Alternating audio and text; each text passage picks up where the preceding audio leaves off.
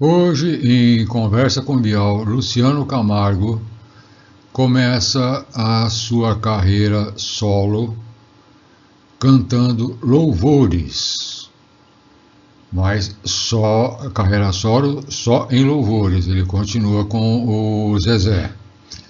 E como o Zezé mesmo disse há muitos anos atrás, ele falou: meu irmão, você tem uma voz boa, mas ainda precisa ser lapidada.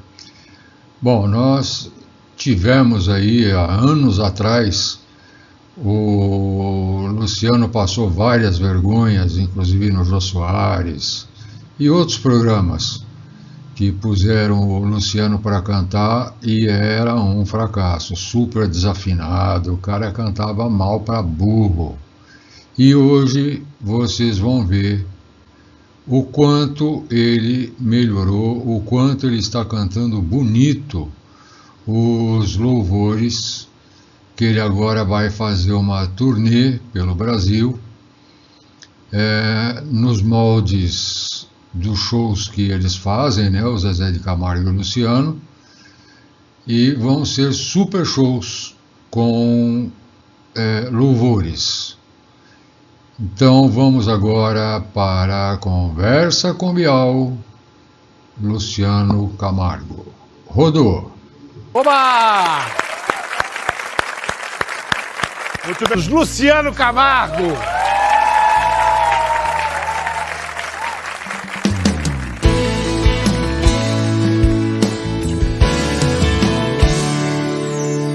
Deus está aqui nesse momento. Tua presença é real em meu viver. Deus te trouxe aqui para aliviar o teu sofrimento.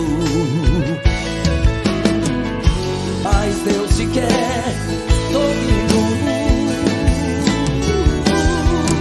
Se ainda se vier noites traiçoeiras, se a cruz pesada for, Cristo estará contigo.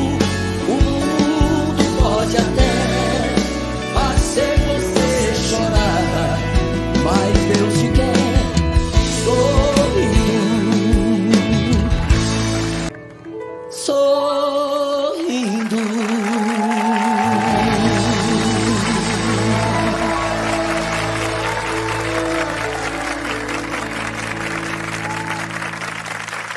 Que bom ter você aqui.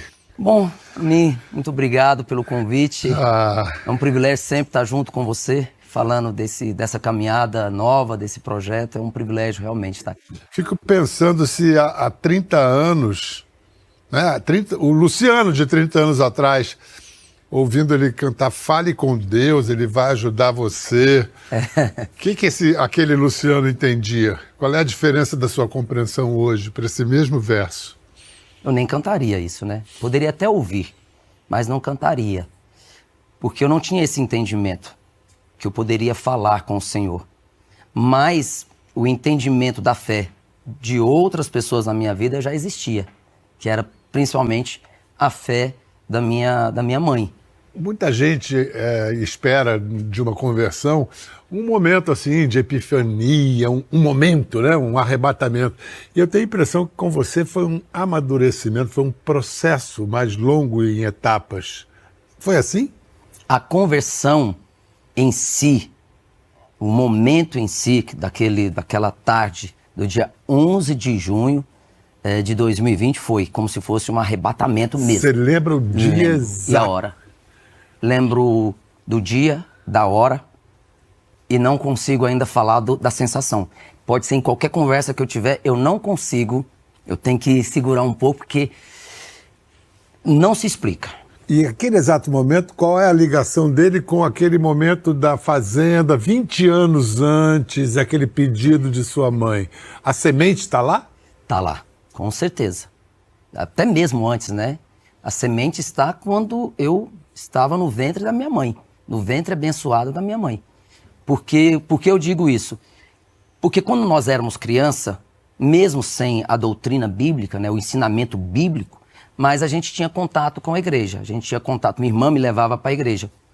E quando, no ano 2000, eu e o Zezé tínhamos gravado, em 1999, um louvor chamado Vai Dar Tudo Certo. Vai dar tudo certo, vai dar tudo certo, se a gente colocar a nossa fé, vai dar tudo certo. E aí, por causa desse louvor, eu acredito que seja por causa desse louvor, na fazenda, no ano 2000, estava eu, minha mulher, na época minha namorada, e minha irmã e minha mãe. E a gente louvando, minha mãe louvando, e ela falou assim pra mim, filho, um dia você grava um CD só de louvores? Falei, claro, mãe. Mas era um claro pra mãe, mas não era um claro pra mim. Mas Jesus, Deus, já tinha esse propósito comigo. Não é que ele ouviu, ele colocou aquilo na boca da minha mãe e passou a colocar aquilo no meu coração sem eu mesmo saber enxergar aquilo. Então foi esse processo que foi amadurecendo até você chegar a esse álbum. Sem eu saber. Sem eu saber. Porque a minha fé era uma fé nos outros, na fé de outras pessoas, né? Naquela época eu namorava com a Fal e ela já era crente. O meu encontro com a Fal foi um propósito de Deus, porque a minha mãe já falava que eu ia casar com uma pessoa da igreja. Então, assim, são várias histórias com Jesus. Mamãe sabia tudo também, não era só o papai Francisco, não, hein?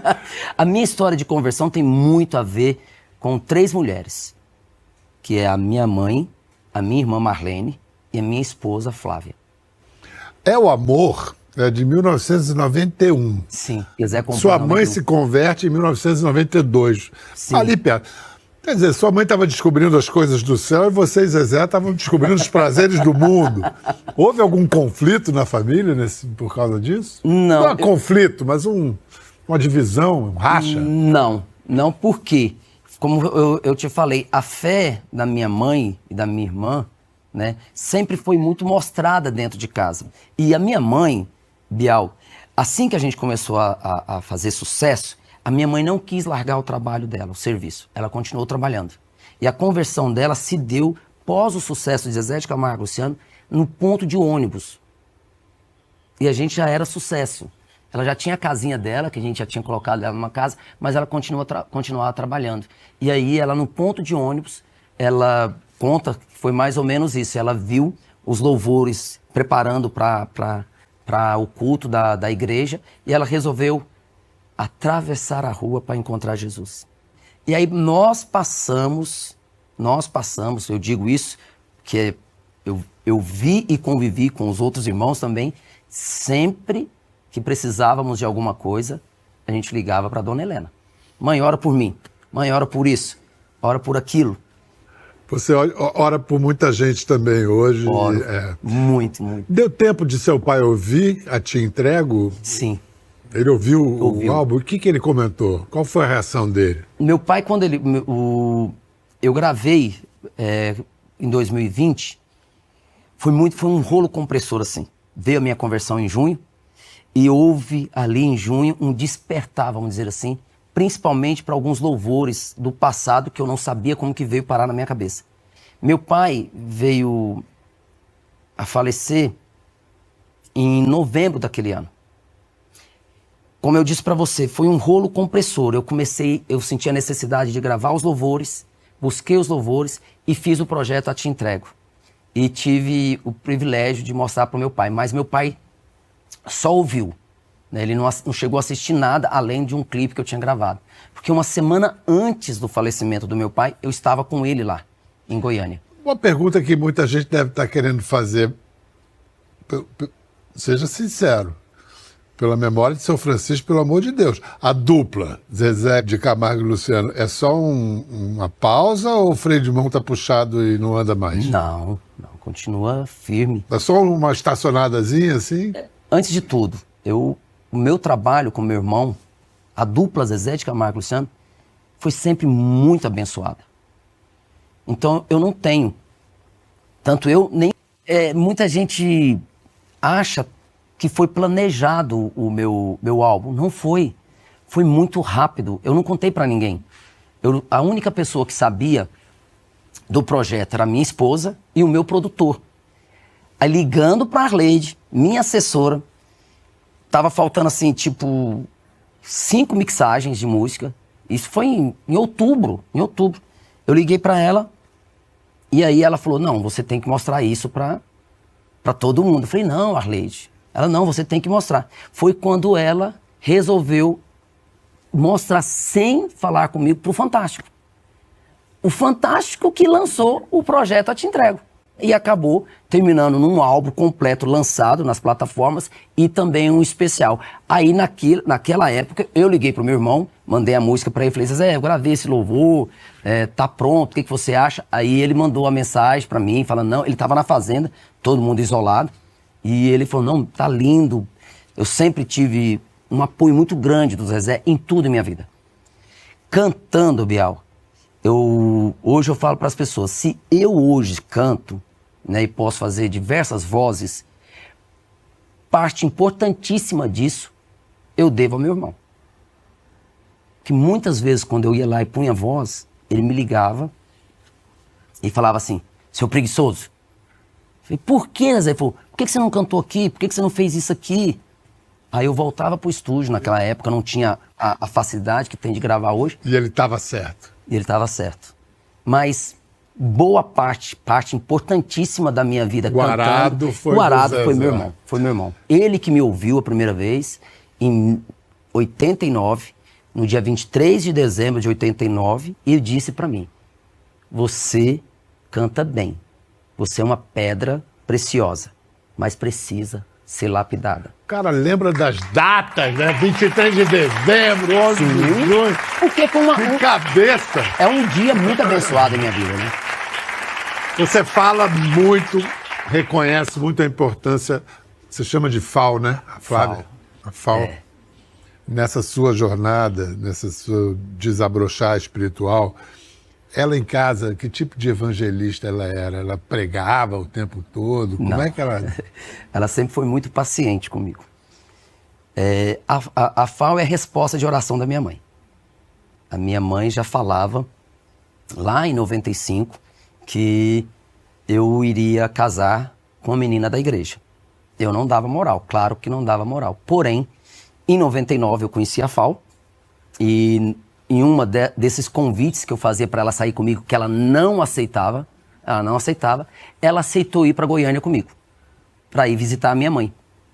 Eu tinha umas reuniões em Goiânia e fui direto para casa da minha mãe. Quando eu cheguei na casa da minha mãe, a minha mãe ficava olhando para a FAO assim e eu não entendi por quê. E eu não contei que eu estava começando a namorar com a Flávia, com a FAO. Eu falei que ela era minha amiga e arquiteta. A FAO teve que sair para falar com a mãe dela. Nesse momento que ela saiu da sala, a minha mãe pegou na minha mão, fez assim, dá a sua mão aqui. Não precisa mentir para mim. Ela é sua namorada e você vai casar com ela. Ela é resposta de oração minha. Eu falei, mãe, tá bom. Dona Helena! Dona Helena. Fala sério! Aí, não dei moral de novo para ela. Voltamos para São Paulo. Continuei convidando a FAO para sair. A gente viajava muito. Eu viajava assim, não tinha dia para ficar em São Paulo. Aí quando sobrava um dia, eu convidava ela para sair. E aí, uma vez eu chamando ela para sair à noite, num domingo, falei, vamos? Ela falou, não posso. Aí aquilo, falei, mas por que não pode? Eu sempre te chamo e você não vai. Ela falou, porque eu tenho igreja para ir. Quando ela falou, eu tenho igreja, eu falei, você é crente? Ela falou, sou. Aí eu falei, minha mãe falou que eu vou casar com você. Naquele dia ali, Deus já tinha um propósito, já sabia que seria mais uma mulher entrando na minha vida para orar pela minha vida e orar pela minha conversão. E ela fez isso. Só que ela nunca, tirando uma ameaça que ela fazia, né? Mas ela nunca... Que tipo de ameaça? Ela falava assim para mim, olha, a salvação, eu não trago salvação. Quem traz a salvação é Jesus. E não adianta pegar no meu pé. Eu vou subir e você vai ficar. Isso ela falava para mim. A salvação é individual. A salvação não é coletiva. E aí, eu não é que eu ficava com medo, mas ficava com aquele... Te mandou a Será, letra, né? meu Deus, O verbo. será? A gente falou. A gente está ouvindo tanta história da Dona Helena. Vamos ouvir agora a Dona Helena. Foi na Assembleia de Deus Jardim América Central, em Goiânia, na igreja dela, que o Luciano foi cantar, deu testemunho, mas quem roubou a noite, adivinha? Dona Helena, fala, mostra aí. E era engraçado, irmãos. Nós íamos para a fazenda e lá nós ficávamos louvando. E ele ainda não era crente. Isso há muitos anos. Ele ainda era solteiro. Ele estava na sauna tomando banho. Aí ele mandava um dos funcionários dele lá e aumentar o som aonde nós estávamos para nós parar de louvar. E aí a gente não parava. Aí ele mesmo ia lá e punha no alto o maior volume que tinha. Nós não parávamos, continuava louvando. Aí ele cansou daquele veio. A gente é teimoso. Aí ele cansou daquele e veio e falou assim, ó, eu vou fazer com vocês uma coisa. Se todas as vezes que você abriu a harpa e você souber cantar o hino que está ali, eu vou dar R$10 para cada um de vocês. Mas eu fazia isso só para tentar nós, né? E hoje, para a glória de Deus, aleluia, é Ele que está louvando. Que bênção! É a glória de Deus.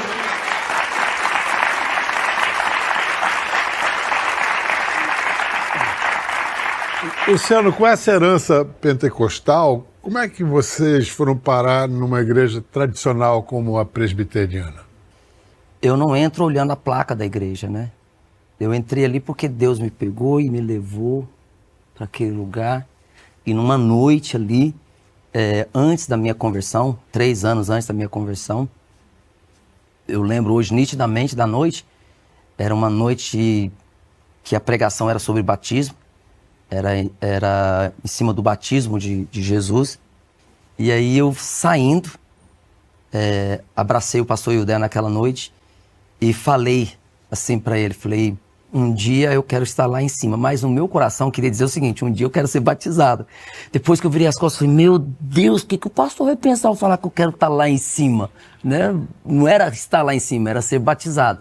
IP-Alpha, a Igreja Presbiteriana de Alphaville, tem uma área, um carinho especial pela área da música, né? Tem o pastor de música que é o Guilherme de Andrade. Guilherme Andrade. E vamos lembrar quando em 2021 Guilherme convocou o Luciano para fazer uma releitura de Por que ele... Ali é um adorador antes do cantor. Adorador mesmo. Eu lembro que eu fui pro estúdio, coloquei voz nessa música junto com o pastor Guilherme Andrade. Eu estava muito, muito inseguro, pondo voz. Eu estava acostumado a adorar o Senhor na minha casa, no meu íntimo, né, lavando louça, em casa. Ali foi quando eu peguei o profissional e para servir a igreja, para servir ao Senhor com a minha voz. Eu queria levar a voz gravada porque eu tenho medo de repente acontecer alguma coisa, ou errar a letra, ou desafinar. E nós passamos 4 vezes ali. 4 vezes. E nenhuma vez foi o gravado. Na última vez que nós passamos, eu me deixei. Tanto que no final eu choro. Porque eu fiquei segurando. E ali eu vi que não adianta segurar quando você está tendo algo de dentro para fora. Porque é diferente, Bial. É diferente. Você louvar porque vem de dentro para fora. É a manifestação do Espírito Santo. É a manifestação divina colocando em você ali. Colocando você ali. Não precisa gravar. E aí, a providência. A providência divina me colocou ali daquela forma. E eu lembro disso. Eu lembro que foi realmente o adorador. Foi Deus falando, cante, só cante. Luciano, eu preciso ouvir agora uma pessoa que você já citou várias vezes, repetidas vezes, que é muito importante nessa história. É o pastor da IP Alfa, o pastor sênior, Ildé Stutz. Pastor Ildé, eu acho que tem uma coisa desafiadora para um pastor pastorear um astro pop, porque deve haver uma tentação, ou enfim, presumo, é possível que se manifeste a tentação de usar a fama dessa estrela a favor da igreja, da causa da igreja, em benefício de seus interesses. E o famoso também deve estar ansioso para usar a mídia, para falar de sua conversão, de sua fé. Qual é o risco desse afobamento de parte a parte? Um dos princípios da nossa fé é que somente a Deus seja dada toda a glória. Então, Luciano lá não é um astro. Só temos um astro. Só temos alguém que é o Senhor de todas as coisas. E ele lá é um irmão, a quem Deus deu um dom, um talento, a quem Deus deu toda a bênção de poder adorá-lo com toda essa qualidade, com toda essa excelência. A excelência glorifica a Deus. Isso motiva as pessoas? Sim, claro, é uma alegria tê-lo lá. Mas ele passou no processo como adorador, como ele expressou, como qualquer um músico, qualquer um cantor da igreja passa. Nós tivemos discipulando para que ele compreendesse esse momento, ele com muito temor, Qual era o principal temor dele? É um temor a Deus, não é um temor de Deus. Não é ter medo de Deus, é saber a quem ele está adorando. E isso trazia para ele esse senso de uma responsabilidade A que gente é percebe encantador. isso, né? Ainda Sim. hoje. Eu me lembro quando nós o convidamos também para cantar num dos cultos, e era um dia da celebração da Santa Ceia. E ele chorou porque ele disse, eu vou cantar no momento da ceia, onde nós lembramos o sacrifício de Cristo feito por nós na cruz. Então é exatamente isso. Esse temor de Deus, de a gente não entender por que Deus nos ama tanto assim ao ponto de transformar as nossas vidas, dar sentido à nossa vida. É incrível ele falando sobre a história dele. Você lembrou isso, da mãe, da irmã, da Fal na vida dele. É essa história de Deus na nossa vida. Isso é muito precioso. Pastor Ildé, muito obrigado. Luciano, o cara tem um jeito, hein? Ele é maravilhoso. Pô, Ele é maravilhoso. fala de um jeito que vai pegando a gente. Esse homem é realmente muito usado pelo Senhor. Você vai ser pastor? Não, eu sou ovelha. Sou ovelha. Ó, Eu, como o pastor disse, eu quero usar da minha voz para evangelizar as pessoas, levar a palavra do Senhor através da minha voz. Mas eu sou ovelha. E o percurso dessa ovelha passa pela primeira turnê solo de Luciano. A gente vai saber de detalhes dessa turnê daqui a pouco. Mas antes vamos ouvir já uma das músicas do show, Terra Fértil.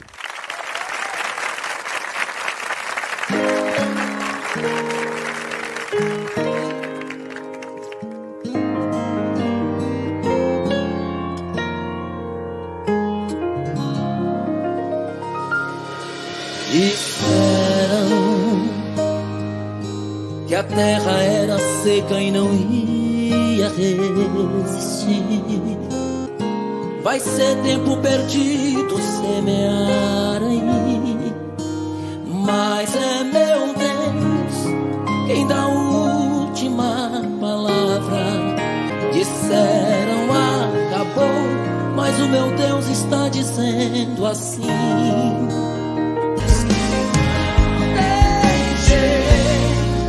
Ele é a solução.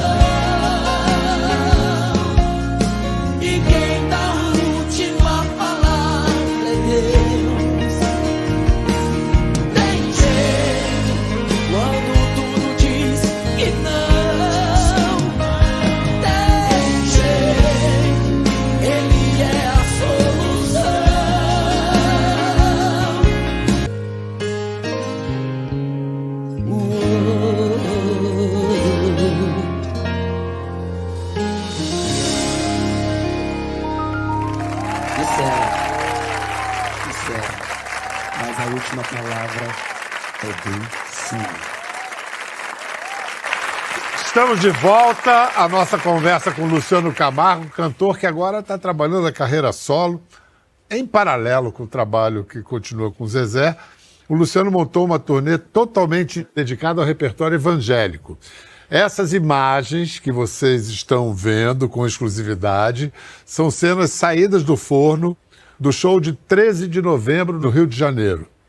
O show depois vai ser lançado em DVD no ano que vem e vai sair, né? A turnê vai sair Brasil afora.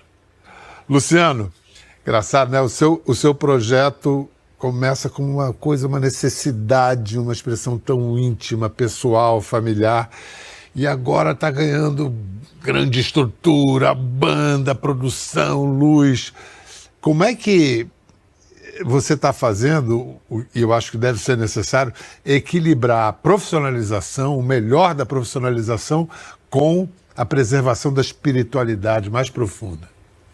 Quando eu entendi, e foi através do Alan, que eu poderia, né, aquilo que eu estou vivendo em Cristo, eu poderia levar com profissionalismo e com excelência, como eu sempre trouxe junto com meu irmão. Isso é uma parte, né? A outra parte é você poder estar com os irmãos louvando, independente de onde. Então, o equilíbrio está aí. Deus me capacitou com o dom. Eu tenho certeza disso, que o dom de cantar é um dom divino, né? A gente, olhando para a Bíblia, a gente encontra Davi. Davi tocava harpa, Davi tocava lira. E Davi foi o responsável, se eu não me engano, para mais da maioria dos salmos escritos na Bíblia. Então ele era, antes de tudo, o dom de saber o que o povo também gosta e quer. Porque se você for ver o Salmo 121, que é um salmo de romagem, é um salmo muito popular para aquela época. E se era um salmo de romagem, era todo mundo cantando. Então eu acredito que ele escreveu o salmo e todo mundo cantou ali, indo para Jerusalém. E essas são as boas novas, gente. Luciano Camargo, dedicado cada vez mais a Deus e ao povo brasileiro. É isso, minha gente. Valeu. Até a próxima. Obrigado, Iago. Obrigado.